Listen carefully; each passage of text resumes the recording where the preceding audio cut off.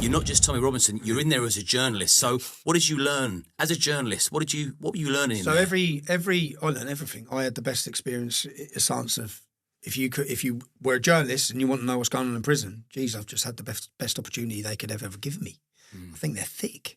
They took me to a segregation unit, and then because I was civil prisoner, they had to let me have the morning out of my cell, time out of my cell, but still on my own. So they took me to the separation unit, which were built for the jihadists. So for the most radical terrorists in the country go on these separation units. The idea is to prevent them radicalising further people on the wing. But there's so many that every wing's being radicalised. It's insane what's going on in there. I'd see officers, my door would open at 8:30 in the morning. I'd get collected by 2 prison officers, and it'd be 2 different prison officers every day. So I never got the same staff because mine was just an overtime role. So because it weren't their full, they'd get 2 different officers, and they'd walk me from my cell over to the separation unit. Now that would be through 22 doors, and it would be all the back way. So I'd go through all these doors, and in the end, I used to quite enjoy because I thought at least I'm getting out and I'm going on this walk. They bring me to a separation unit, which was built for the jihadists. When I say you go on this wing, it's the fucking bollocks. It's got the best of everything. So I'm on this wing, but I'm on my own. So I get put outside on the yard for 30 minutes, and I walk around in circles on my own. There was a pull-up bar and a dip bar, so I used to do that every day. I'd have the same routine. I'd do that, and then they'd bring me back inside the unit, and I'd go inside the unit. But I didn't have a cell on there. There were 16 cells on this unit. Totally empty it was. Keep going on about prisons being full. I had 16 cells there. I had 16 cells there. But I'd look in the cells. The cells were like travel lodge rooms. Like they had built-in mirrors on the wall. You don't have a mirror. I don't have a mirror. I didn't have a mirror. I didn't see myself, yeah? They have a built-in mirror. They have a wardrobe, full functioning, lovely bed. They have everything. It's like this is a fucking travel lodge. This is what the jihadists stay in. So you couldn't actually get your head around it. Then they have a full kitchen, and I mean a kitchen with a big cooker, with a air fryer, I wasn't allowed to use any of this, which again just didn't make sense. It's like, how can't I use it? But this is what the jihadist facilities are: air fryer, toaster, sandwich maker, full-size fridge, full-size freezer for all their food, pool table tennis, table football. Obviously, I was on my own, so I'm just putting there for 2.5 hours on my own. But there was a little makeshift gym room that was for the unit. It had a running machine, it had a bike. I'd go in there and I'd exercise for an hour, 2 hours. And then when I'm finished there, I'd get walked back. But whenever I'm getting walked anywhere by the officers, I'd grill them. I'd question them about everything. What about this? What about that? What about this officer? What? And I spent 7 months just asking questions and listening to radios. Earwigging and listening to radios. Understand how the staff feel about the situation and what they're going through. I don't think anyone out here understands what they're going through. I never thought about it. You know, I think I've heard some people refer to it as the forgotten service. You know, like you think about the most hardened, barbaric, evil criminals in the country. Well, these men and women who are on like 30 grand a year have got to deal with them every day. That's their job. And because I'm on the segregation unit, I mean, some days you'd come out because I have to walk past the other side. There's just shit everywhere, human feces everywhere, where they just smash out their little glass and they're firing shit at the officers every day. Not like now and then. I mean, every day. Smeared all over the windows, just flooded, just every day. And then I remember in one 7-day period, I was listening. Just remember, I'm only getting transported from A to B, and I'm listening to the radios. There was a female officer had a broken nose. Another officer lost his teeth in an attack, and another officer was attacked with boiling water. That's just my little walks in that 7-day period. Do you know when there was recently a prison officer got stabbed in the head in Woodhill Prison?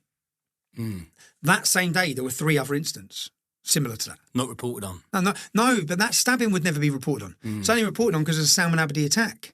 So there's attacks like this going on every day. And the way it works, which the prison officer staff told me, they said the brothers, the beards, they run the wings, yeah? So the mullahs, the Islamic radicals run the wings.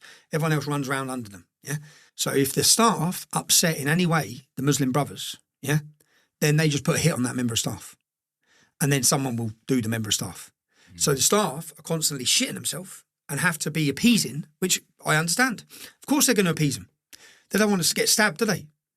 they've got nothing to protect them. Do you know on a wing, there's on a wing of 60 of those inmates, which you didn't remember, Wood Hill, 50% of the people in there are in there for murder. Yeah.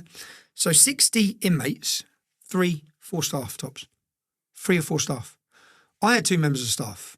Like, I mean, I was a civil offender. To get me from A to B, to sit anywhere with me, I had 2 members of staff everywhere I went.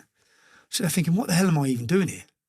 But my worry all the time was, as I said, I've got through that little emotional thing now. My worry all the time was solitary confinement. My worry was because of the effect I had last time. I remember coming out of jail. I remember how much I struggled with it.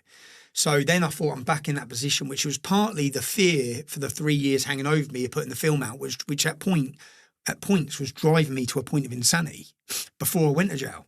So when I was in jail, I sort of felt, I'm glad I'm here.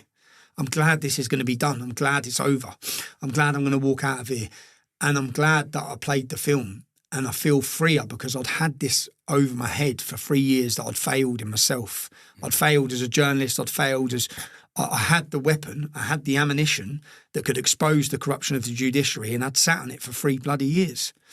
And then, but I sat on it because I knew the consequence. But then in that first week in January, I'm 8 weeks in, I'm having a fucking nightmare in there anyway. I'm having a nightmare because I knew the plans was just continued solitary. And every 42 days, so to hold you in solitary confinement, it's not the prison. They can't do it. It has to go to Shabina Mahmood. It has to go to the prison justice minister. She has to stamp it. So every 42 days, you have to fill out a form, which goes to your comments on your solitary confinement. So every 42 days, I say, this is insane. Yeah, I played a bloody film, right? I'm a civil offender. Everyone else is getting out on HDC, home detention curfew, tags. Prisoners get 60% off. So the Labour government brought in a policy. We all know, we saw them open in the jails. They brought in a policy that criminals get 60% off their prison sentences. They wouldn't let me. Now, I know that for my sentence, it only makes a difference 2 months. But why can't I have 60% off? And then even when I was in there, I have a good friend from school who's a Muslim. He's in there. He's doing a 24, yeah? So I said, well, okay, so I'm not allowed to talk to anyone. So let me talk to him. Like, I've got a mate who's in here. Like, he wanted, in fact, it was the imam. The imam come to my cell after about the 3rd day. I'm not going to mention the lad's name, but he come and said, blah, blah, blah, sends his love. I said, is he in here? Because I was talking to him when he was in another jail. I said, is he in here? And remember, some people frame things differently. I have lots of friends who have turned to crime just because of where I'm brought up. So people say, oh, they're scumbags. I said, look, people have different friends. I mean, I'm friends from when I was children. I know the kid as a youngster. Yeah, he's gone down a different path. But I asked if I could have association with him, so I've got someone to talk to, but they wouldn't allow that. They wouldn't allow me to see anyone or talk to anyone, which I said in these forms that I filled out, I said, this is torture. You're mentally torturing me. And how often was your mental health monitored? Every 2 weeks, every 14 days, I had a board, which was just them ticking boxes for themselves. So it'd be like a little mini court. There'd be the governor, there'd be, look, the staff were wonderful. Every member of staff were wonderful. There wasn't one that wasn't. A few Muslim members of staff, wonderful. All of them, super nice to me. No one was purposely vindictive as staff. I believe the problem was coming from above. Nicola Marfleet was the governor at the time. Listen to this. So, because they just lied about everything. Nicola Marfleet's the governor. She's in charge. They're holding me in solitary confinement, which I don't believe they need to. Do you know how they justified holding me in Wood Hill Prison? They said that I faced serious further charges. And they said it was for breaching a stalking prevention order. This is what they say. So on my records within the prison system, the reason that they're holding me in Wood Hill is because I faced these serious other charges that faces a 4-year prison sentence. Signed, this was on my prison record. I don't face those charges. I don't. So my solicitor contacts Met Police and says, please list us what charges Stephen faces. Just the terrorism charge. But the terrorism charge, I'm on unconditional bail, which means that doesn't justify holding me in any prison, but that I can still go to an open prison. So Nicola Marfleet, then my lawyers contact the prison governor, say he does not face those charges. That's bullshit. He doesn't face these charges. She then submits, because we go for a judicial review in the court. And I've been in 5 months at this point by the time we get to court. What they did a week before I get to court is they doubled my phone time allowance. They gave me a job. when I got to court, I'd still never done this job. So so I'm sitting in court and I'm muted. Yeah, I've been sitting in my cell for 5 fucking months on my own. Yeah, 21 hours a day because I got out for 3 hours a day, but on my own again. So for the other 21 hours, I'm sat on this blue mat every day. Yeah? Whilst knowing that every other prisoner is out 8, 9, 10 hours a day, playing football, working, having a crack, having a laugh. So I'm sitting in there, and then when it gets to court, it's like, yeah, he works on a Monday, Wednesday and Friday in the afternoon. He does painting and decorating. I'm sitting there thinking, what are you talking about? He has these phone times, this amount of phone credit. And then a lot of it made sense. They said this, how many phone calls he's made. Do you know when I was on the phone to you, how many times they cut the phone off? Yeah? Regular. So my solicitor, I said to my solicitor, they cut the phone off all the time to my solicitors. Yeah. For me to make one phone call one time to Jenna, my kid's mum, it must have been 10 times. So then when they went through, and then they went through this, how many phone calls he made, and I think lots of things made sense. I think you wankers played up. Now, Nicola Marfley, the day after, and she signs a statement saying I face these further charges, which I don't. She leaves the prison the day after the second closure of my case. So we had an appeal and we had a judicial review, and they used the information. She made a statement in the judicial review in the first court case, which was just full of bloody lies. The whole thing's lies. I can prove them lies. I always bring receipts. I will bring receipts on this. Yeah? I can prove it as lies. I don't face the charges she says I faced, but she signs a statement saying I did. Now they used that statement to then close down my appeal as well. So they used that to shut down the appeal. The day after my court case for the appeal, she doubles her wage and is now in a high-ranking job in the IPCC. She leaves as prison governor. So I'm not, as a conspiracy theorist, and the minute she left, after that, I'd been in 5.5 months, and for the last 6 weeks, I didn't have one problem. Not one problem with my phone calls. They let every visitor come. Visitors that were banned were then allowed to attend the jail. Visitors were banned. But my biggest worry, Liam, as I said, as a father and as a man, was what is this going to be like when I walk out? Which was my worry. So then coming out, then I'm thinking I need to keep a routine, but I need to come out and just be slow. That was the intention. Yeah, that was the honest intention. You don't know slow, mate. No, but I get told I'm getting released. Maybe on the Wednesday, was it? And I said the whole way through this case to the prison officers, I said, lads, they'll never let me out of here. Yeah, I didn't think they're going to let me out. I said they're going to come for more. I said, since my activism started in 2009, there's not been one single point I haven't faced prosecution. Not one. That is lawfare. Yeah, not one moment. I've not had one day where I haven't had a case hanging over my head. Now, the terrorism trial was supposed to happen in March. Now, the terrorism trial, the maximum sentence they could have given me would have meant that by the time I got out, it would have been gone. But they postponed it. So they postponed it from March till October. So I think, right, now I've got to face that when I get out. So I thought, okay, I'll face that. Could go back to jail, could be back in jail this Christmas. Before I face that. And so people understand, my terrorism trial is because I wouldn't let them into my phone. They detained me at a border. They told me, we know you're not a terrorist. There was no suspicion of any crime, but they sat me down for 6 hours like a podcast interview and grilled me on everything. And under terrorism legislation, you do not have the right to remain silent. So I had no right to, I couldn't not answer them, or else I'd be charged with terrorism. But when they wanted access to my phone, I said no, because my sources of information for my work and my journalism are in that phone. You're not allowed access to them. We shouldn't live in a police state. So they prosecuted me on that, and that was meant to be March, but it didn't happen in March. They've postponed it to October. So I think, right, I'm getting out of here. That's all I face. And then I'll win the case on the Wednesday. So I find out I'm going home come the Friday. On the Thursday, I'm sitting in this, because they used to take me. And they take me out of my cell. I might as well have been in the bloody cell. Take me out of my cell, and then they take me to a larger unit room that's got nothing in it and sit me there for 2 hours each morning. Yeah, so I'll sit there, right? So they take me there, and then officer opens the door and says, Met Police with you. I said, all right, what for? And he said, you can tell them you don't want to speak to them. He goes, I said, then they'll gate arrest me, right?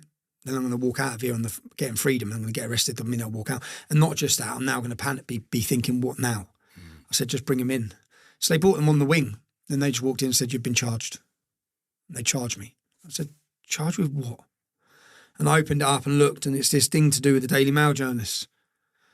I just thought, here we go again. But then they charged me, but I wasn't in court till the 5th of June.